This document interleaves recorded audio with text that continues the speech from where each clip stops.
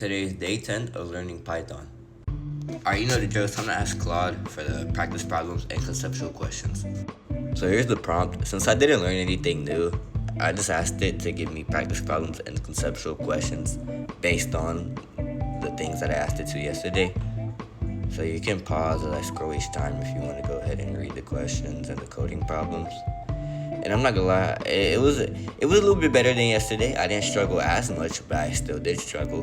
But after it explained all of these to me, it really stuck, and now I kind of am starting to understand the structure a lot better than before.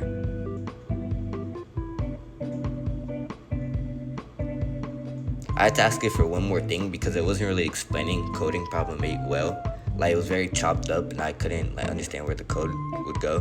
But then once it showed me, it made a lot of sense. And a lot of these did remind me of yesterday since they are based on the same thing.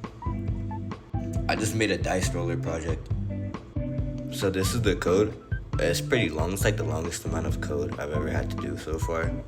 But I imagine that's going to be more later on. But yeah.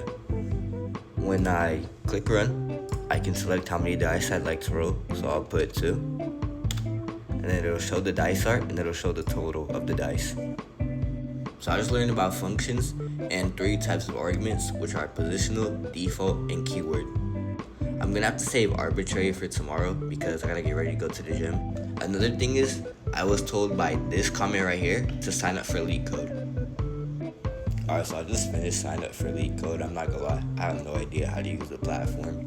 So if someone could teach me and tell me what to do for, my goal of learning Python, that would be very helpful.